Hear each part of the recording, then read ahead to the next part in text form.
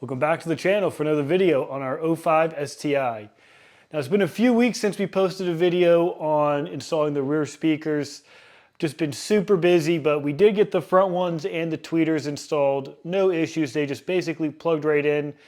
But yeah, we had a wedding in Virginia one weekend. We were in Pigeon Forge another weekend. So we've just been pretty busy and just really haven't had any time to get in the garage and get some filming done. But we have installed a few parts. Like I said, we got our door speakers in, and you see here we have a nice new shiny strut bar, a Cusco one, which I'll zoom in and show you guys in just a moment.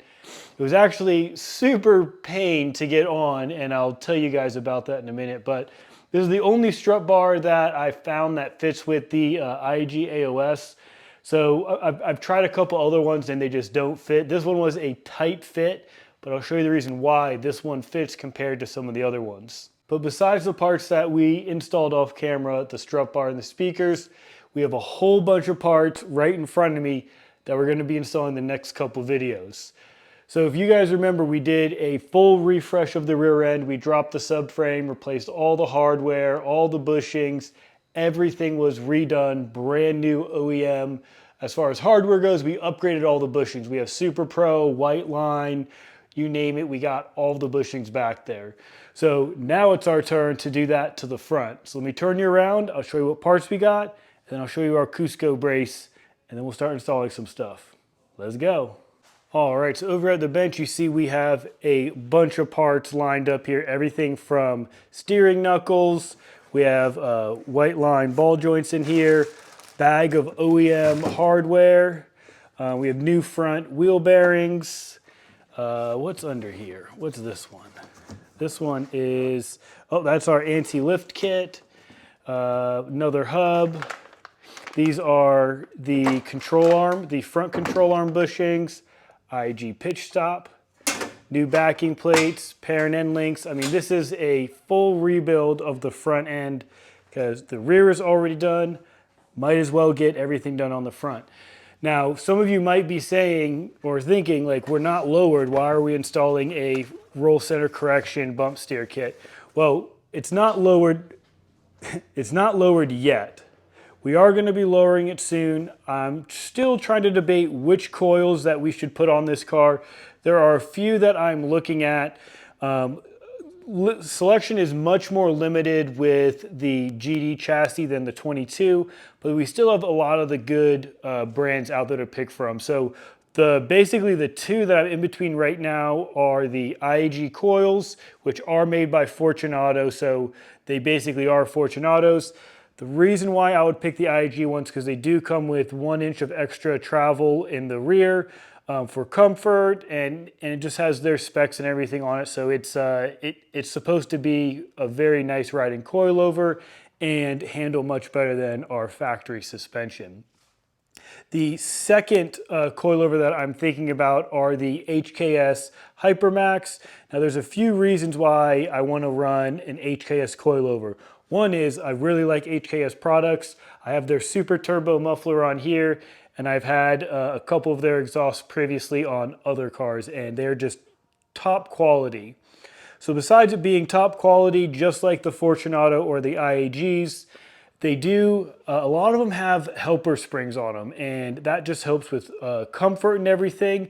But another cool thing about them is when you get the Hypermaxes, they are already preset for the optimized ride height for those coilovers. So you basically, right out of the box, you slap them on, and the car is like perfectly level all around. Because usually if you get coilovers out of the box, all the ride height's a little different. You have to adjust it up and down, take the wheels off a few times to get everything right. But with the HK Hypermaxes, they're already preset, and you kind of just install them and you're good to go. Just get in alignment and you're good to go from there. So long story short, that's why I really don't mind getting the roll center correction kit installed right now. Now, the reason why we got new knuckles is because I'd have to invest in some other tools to get these ball joints out, and plus then we'd have a rusty knuckle because those knuckles on the car don't look that good. And with a brand new knuckle, the ball joint will basically just slide right in. Yeah, it literally just slid right in. So, I mean, this will not happen with the factory one. That is for sure. Same thing with the, also when you take, let's move some of this stuff out of the way.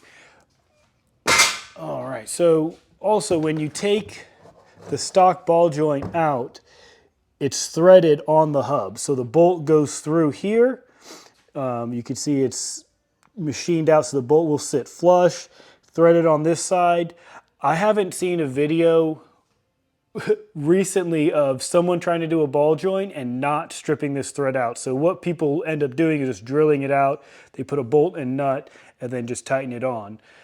Brand new, don't have to worry about that. And of course we have new hardware, so we don't even need to worry about the factory bolts or anything. We're literally just gonna take the whole knuckle off, basically toss it in the trash, and we're gonna slap all of the new stuff on.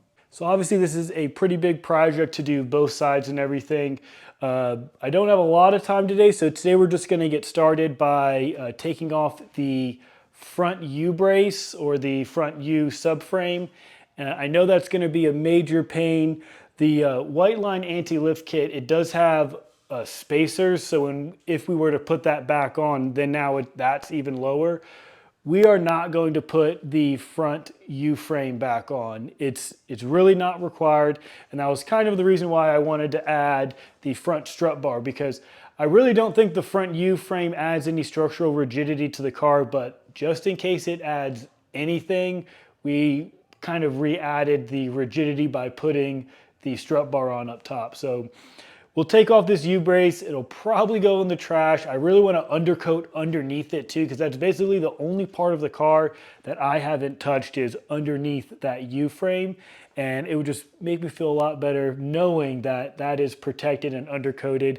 And then, I mean, basically the whole car is fully protected, undercoated, brand new paint job, you get it. All right, and for the strut bar, it should be a pretty simple install. I thought it was gonna be like 5 minutes or so. Ended up being more so like 30 minutes trying to figure out how it actually goes on. You would think it just kind of goes on and you're good to go, but it is a very tight fit back there. It's not touching anything, but very tight fit to get it back there initially. It does clear the AOS, but the issue that I was having was this AC line. I thought the bar just kind of went on and I was having a lot of issues with it. When I read the instructions, because it actually comes with instructions, you can't read them though, so I shouldn't say read them. When I looked at the pictures, it came with this little bracket back here, which you can kind of see right here, and it relocates the AC line down, so now it basically doesn't touch. They do provide you with this plastic like spiral wrap, and it just kind of just slips on just to protect it when the engine moves and stuff. But it's actually just touching this metal, like the metal piece here. It's like on the AC line, this is the crimp section. So that's where it's touching right here, just a little bit, but I did put their plastic sleeve protector on, so it should be good to go. But it looks really good in the engine bay. I do love the Cusco blue color, even though like the blue doesn't really go with anything in the engine bay. You really can't go wrong with a Cusco blue. Well, that was a long opening, enough talking. Let's get the car jacked up. We'll go under the car, we'll get this U-frame taken off, and we'll assess everything from there. Let's go.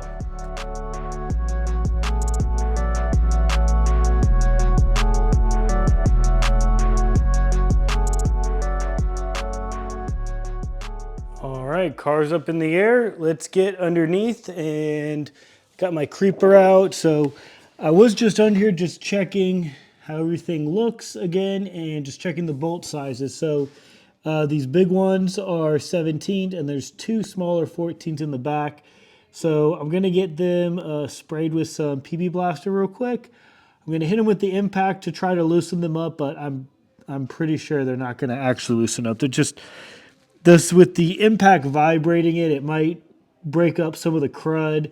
And then we'll put probably a breaker bar with the jack handle extension on it, I'm assuming, to get these out. But yeah, let's see what happens. Let's try to take this U-brace out. Oh, and I didn't explain the U-brace it's this thing right here. So it doesn't connect up here. It has here, here, here, and then there's two more in the back. So, and looks like previous owner, someone jacked up on it because this is not a jack spot. And it's so flimsy that it literally bends when you try to jack up on it. So, I mean, this isn't strong at all. But like I said, we did put the Cusco brace on. So in case this does add any structural rigidity, we basically added it back into it by connecting the strut towers. So yeah, let me get you guys set up and let's try to take this thing off.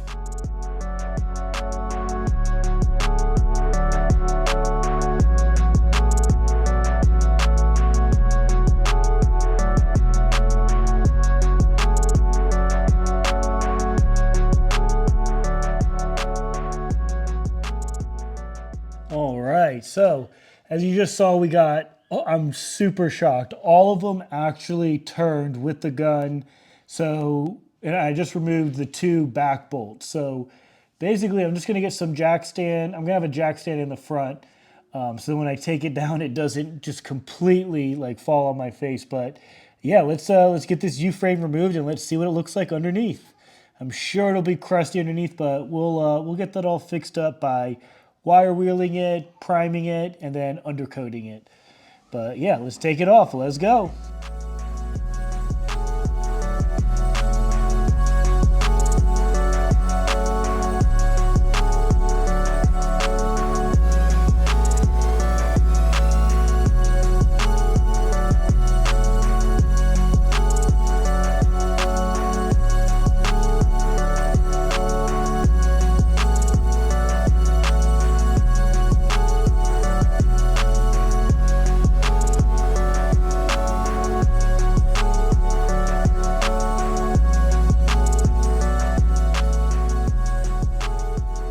So you saw in that last time lapse, we got the U-frame taken out. I wire wheeled all like the mounting points and I just spritzed everything with the undercoating. It's still a little wet.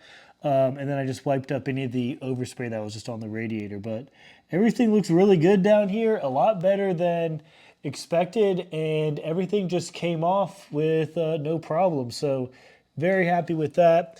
I want to show you guys what it looks like out here. Obviously it's dirty. It's really not crusty, but it is dirty. Of course, it is under the car. So it does get dirty, pretty normal, but overall does not look bad. Now over here, I do have the hubs. I just started attaching some of the OEM hardware to, just trying to just clean up the workspace over there a little bit. But just like putting all the hardware in just so I know where everything goes.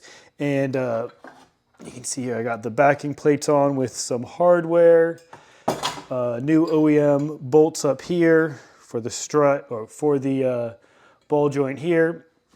So next thing I want to try to get the wheel bearings thrown in here just for mock-up, and I'll put the hardware in the back and we'll get everything just like, everything's loose. Everything's just like hand tight, obviously. But I just kind of want to get everything on, clean up the workbench a little bit, make some space, and kind of assemble some of these hubs.